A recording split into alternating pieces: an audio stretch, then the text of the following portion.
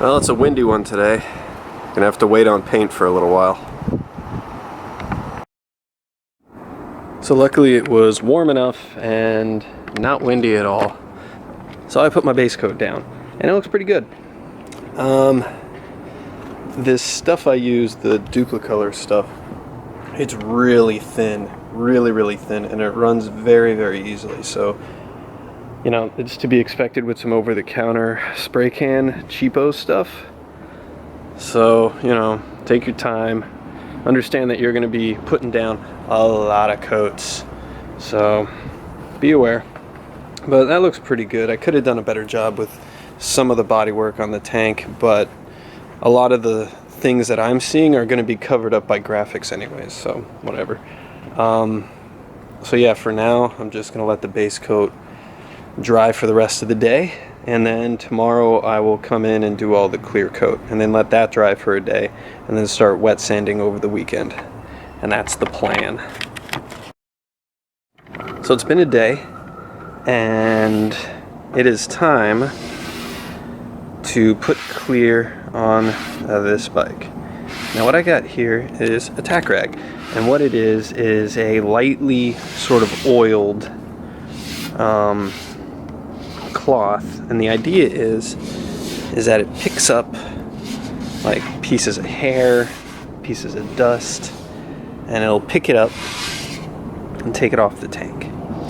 And that's what you want, because if you don't do this, rest assured that what you're gonna get, or it's not gonna, you're gonna trap in all these like little foreign things that you do not want in your paint. So tack rag for sure. A lot of guys do this in between base coats, in between clear coats, after it's done with its drying time.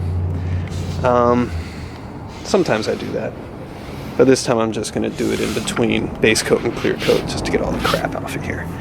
And you don't want to push it in, just drag it lightly, and it should get everything. So I've been talking about this for a little bit, but now I finally get to show it. This is basically automotive grade clear coat in a can. Now what makes this different than the other stuff that you would find like over the shelf from Home Depot, or even the automotive quote clear coat that you would get from like AutoZone, is that this is a two-part. Inside of this, you have to hit this little button on the bottom, but inside of this can are two cylinders. One is the actual clear coat, the other one is the hardener. And when you pop the bottom of this right here, it punctures the two tubes that are inside of this can, and it starts mixing. So that's basically the same thing you would do if you were working with actual automotive clear coat. You have the actual clear coat itself and the hardener. You mix it together. You know, you add it like 2 parts to 1, mix it together, put it in your gun and spray. This is the same stuff. So what that means is that it also has a very limited shelf life. Once you puncture the bottom of this can, you only have about 48 hours of shelf life with this. And then it just basically stops working. So the reason why I'm using this is that this is resistant to gas, and I'm painting a gas tank. I'm gonna spill paint on the gas, I am gonna spill gas on the paint. That's what I meant to say. That's definitely gonna happen. Happens to everyone, regardless of how careful you are. So this is the stuff to use. It was about $19 on eBay. That's the stuff you want. Spray Max 2K Clear, high gloss clear coat. This is the stuff you want. So you shake it up for about 2 minutes. You take the red cap on the bottom here. You press it, you put it on this little tab at the bottom here. You press it in and you should hear it go psst or something. And then you shake it up for another 2 minutes, and then you're ready to spray. Now this stuff is pretty nasty, so I'm gonna wear my my respirator and all that other stuff. So I'm gonna go through the process of getting this ready to spray. So this is the first pass of clear. Sorry, still got my respirator on. Looks good. I'm being very delicate with the tack rag. After about 10 minutes of drying, I think that's around what the flash time is for this. So I'm going to put down about 2 or 3 more coats of clear and you know, just do the tack rag in between coats. This stuff is the real deal, man. Just even the stench of it coming through my respirator, it smells just like the automotive clear that I use when I have my my spray gun out. So it says to use a respirator, do it. Don't use a dust mask. Use a respirator. This stuff's the real deal. So my third coat total, second medium coat, and I'm getting to pretty much the end of the can. Now I want to use the entire can because there's about 1 million warning labels on that thing saying like, don't store it in heat, dispose of it properly. You know, so I want to make sure that I use every bit of that clear that is in there, so that I can just throw it in the garbage because there's going to be nothing left in the can, nothing to mess up, or, you know, no more contents under pressure. So this looks pretty good. I have a little bit more left in the can, so I'm just going to give this another 10 minutes and then I'll spray again and see what I got. But for the most part, this is good. I'm noticing a few specks here and there of stuff, so I'm just going to tack that on my next go. But for the most part, everything looks pretty good. I'm going to let this dry overnight, give it about 30 hours or so, maybe more if I can. Maybe just let it sit all the way until Sunday and then start wet sanding, just to be absolutely sure. I think I might just do that. Now they say it's about a 24-hour dry time, or 12, I don't know. I'm going to go ahead and err on the side of caution here. So, sorry, I'm still speaking through my respirator. This stuff stinks.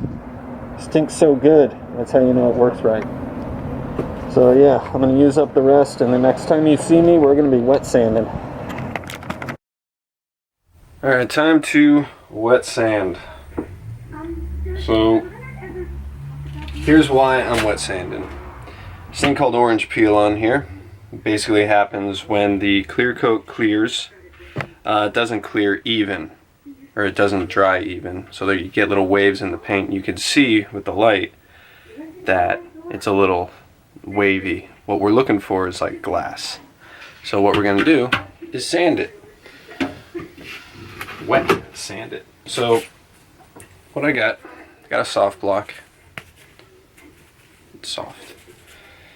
And I'm going to start with 600 grit and work my way down. Now what I'm looking for here is, well, let me show you first.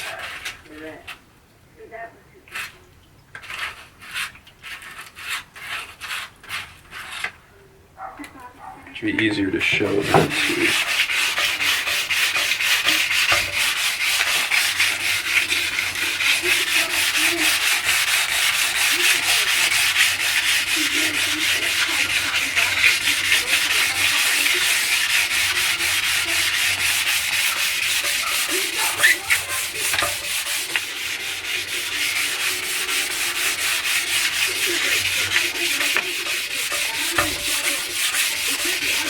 Okay, so I need a rag.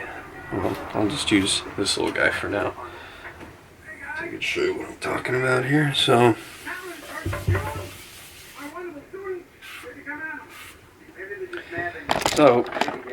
whoops, get the light here.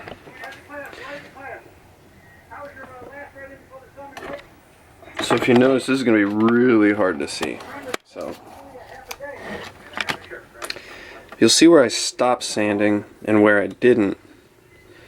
You see like little nubs and such in the paint, if you can ever see that. Come on. Like, it's going to be really hard to see, but you can see it like right there. Is that you see there's little dark specks in there? Those are high points, or low points I mean, in the paint. And what we're trying to do is we're trying to get rid of all those low points. And once we do that through the entire tank, then we're good.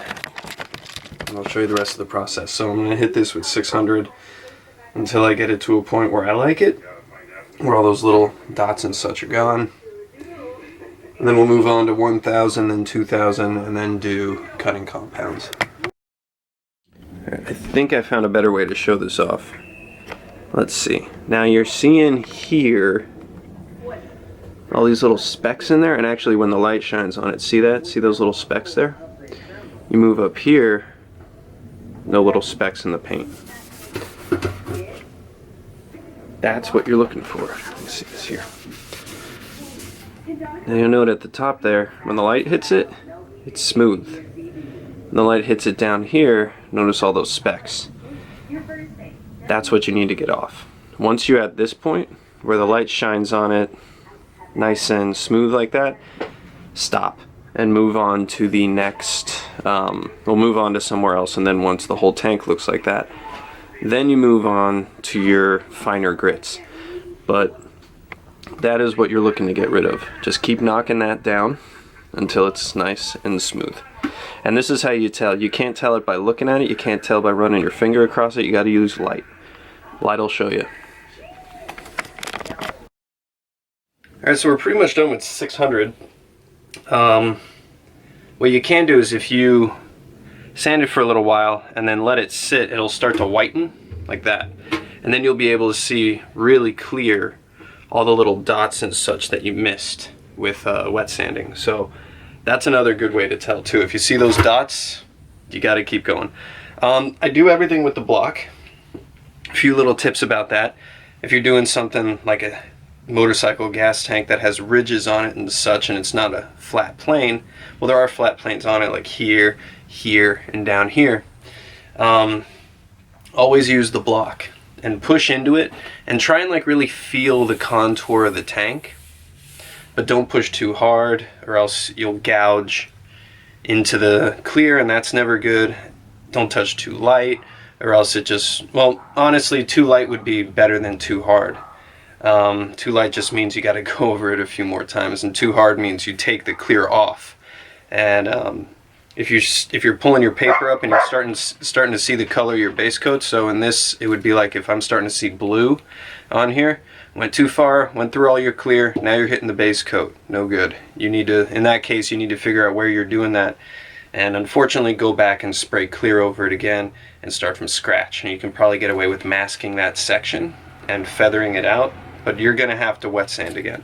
So I do everything on block except for little pieces, like, you know, I'll just take the paper and like if I have to go around the edge of the filler hole or at this little lip here that is a little bit too small to get the block into, and just do that a little bit just to help it out.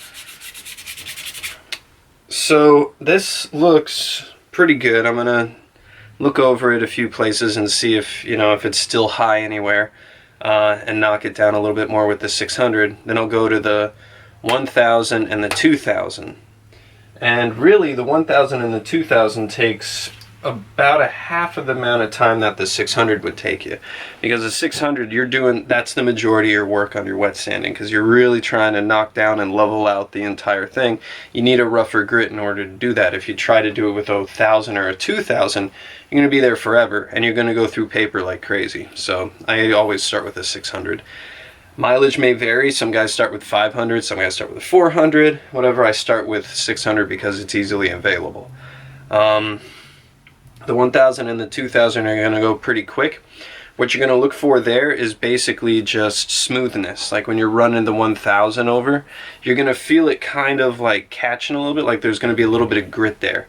And you're just going to keep applying the same amount of pressure you did with the 600. You're going to keep applying that 1000 until it feels pretty much all nice and smooth. So you're like, okay, once you feel like all around the tank it feels nice and smooth, then you go to the 2000 and do the exact same thing. Once it feels all nice and smooth everywhere, you're good to start using your rubbing compound and your swirl remover, which I will show on camera.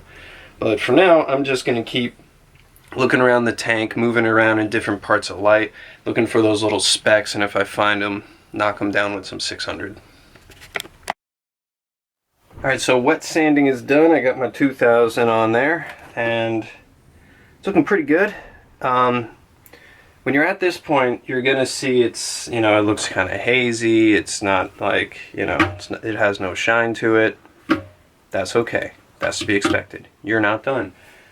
Now, the fun part. Start off with rubbing compound. Clear coat safe, it says so. So you want to try and get that one if you can, because these can get pretty nasty and pretty abrasive. So you want to get kind of like a medium to a light duty rubbing compound, and then you're going to finish up with swirl remover, and then you're done. You're D-O-N-E done. I'm going to turn the camera off when I use this because frankly it just goes everywhere and I'm going to make a big mess. But what I do is I bought one of these guys. It's a little kit off Amazon that will turn your drill into a buffer.